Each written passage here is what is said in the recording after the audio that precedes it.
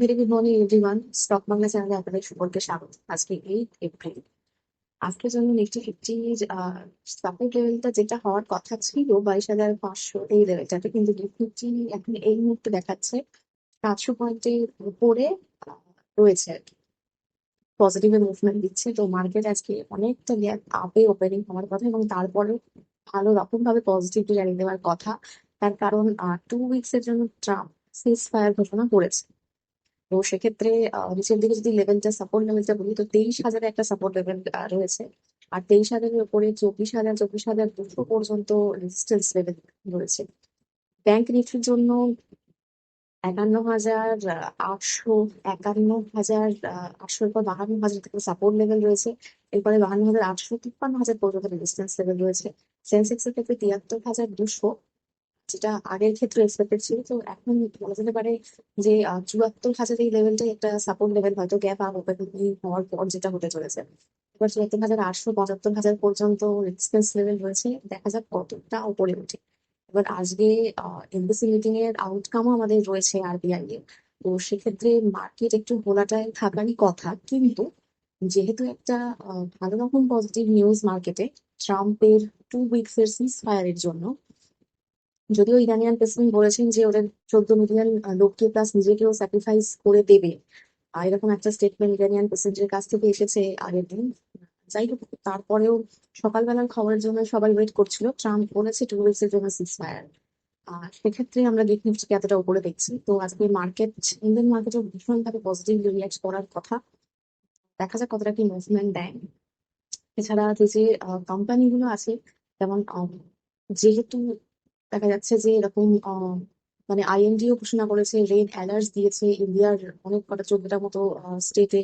তো সেক্ষেত্রে যে এসি যে কোম্পানিগুলো, ভোল্টাস, ব্লু স্টার, পিজি ইলেকট্রোপ্লাস, এগুলো একটুখানি ভালো করে নজর রাখবেন, ফোকাসে রাখবেন যখন কি মুভমেন্ট দেয় সেটা দেখার জন্য।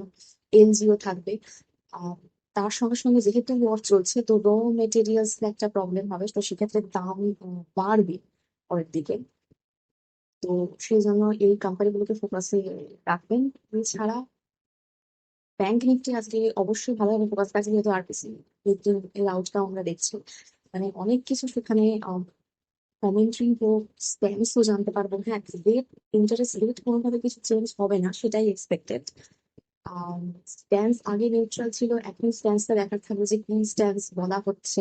তার সঙ্গে কমেন্ট্রি খুব ইম্পর্টেন্ট থাকবে। মেইনলি ইম্পর্টেন্ট যে জিনিসটা থাকবে, ইনফ্লেশন আর জিডিপির যে এস্টিমেশন, সেটা কতটা কি হচ্ছে চেঞ্জ, সেটার জন্য এই ওয়ারের এই টেনশনের জন্য, ক্রুড অয়েলের জন্য কতটা কি ডিফারেন্স আমরা দেখতে পাচ্ছি সেটা দেখার জন্য। তো সেটা খুব ইম্পর্টেন্ট থাকবে দেখার। রুবি নিয়ে কি বক্তব্য রাখেন সেইটা, তারপরে প্রেস কনফারেন্স, এটা সবটাই আজকে ভীষণভাবে মার্কেটে দেখা থাকবে। 10টার পর থেকে এগুলো স্টার্ট হচ্ছে। তো ভোলাটাইল তো থাকার কথা আজকে, কিন্তু তার সঙ্গে সঙ্গে পজিটিভলি খুব ভালোভাবে র্যালি দেওয়ার কথা। এছাড়া ক্রুড অয়েল তো ফোকাসে আছেই। আহ, এর আগেও, ট্রাম্পের বলার আগেও আমরা দেখেছিলাম যে অনেকটাই পর্যন্ত ক্রুড অয়েল উঠেছিল 100-এর উপরে। এবার দেখা যাক কিরকম কি থাকে। এছাড়া 70% মতো র্যালি দিয়েছে যে স্টক গুলো আমাদের। আনন্দ রাঠি রয়েছে, আরপিএসসি ভেঞ্চার্স রয়েছে, সিসিএল প্রোডাক্টস রয়েছে, নাটকো ফার্মা রয়েছে, ইন্টা টেকনোলজি, এগুলো বেশ ভালো রকম ভাবে মুভমেন্ট দিয়েছে। তো আজকেও ফোকাস থাকছে যে কিরকম করে মুভমেন্ট দেয়। এছাড়া কাল্যাণ জুয়েলার্স এর ক্ষেত্রে আমরা ওদের রেভিনিউ গ্রোথ দেখছি 64% আপডেট। সেখানে কাল্যাণ জুয়েলার্স ফোকাস রাখতে পারেন। আর যেহেতু আজকে মার্কেট পজিটিভলি রিয়াক্ট করছে, তো গোল্ড সিলভারের এই সমস্ত কোম্পানিগুলো ফোকাস থাকবে। এছাড়া ফেলো ওয়ার্ল্ড এর ক্ষেত্রে আমরা দেখছি যে গোল্ডম্যান স্যাচস 55 কোটির মতো এরকম নিজেদের স্টেক বিক্রি করেছে, ফোকাসে রাখতে পারেন। এছাড়া বেদান্ত, হিন্ডালকো, এইসব কোম্পানিগুলো ফোকাসে থাকছে। তার সঙ্গে সঙ্গে আদানি ফোকাসে থাকছে, আইটি সেক্টর ফোকাসে থাকবে। আজকে মোটামুটি সমস্ত সেক্টরই ফোকাসে থাকার কথা এবং পজিটিভ র্যালি দেওয়ার কথা। তার কারণ বিশাল বড় একটা পজিটিভ নিউজ, এতদিন ধরে চলতে থাকা একটা যুদ্ধের একটা সিজ ফায়ার 2 সপ্তাহের জন্য যেটা ট্রাম্প ঘোষণা করছে। দেখা যাক কতটা কি ভালোভাবে আজকে মার্কেট আমাদের মুভমেন্ট দেয়। তার সঙ্গে সঙ্গে এমপিসি মিটিং এর এটাও খুব ইম্পর্টেন্ট থাকবে। রুপি নিয়ে কি বলেন সেটাও একটা ইম্পর্টেন্ট জিনিস থাকবে, যেহেতু ডলার সেল করা হয়েছে রুপিকেই স্ট্রং করার জন্য। কিছুটা স্ট্রং হয়েছে, তারপরেও আবার কি কি স্টেপ নিতে চলেছে সেগুলোর ব্যাপারে কি কি বলেন সেটাও ইম্পর্টেন্ট থাকবে।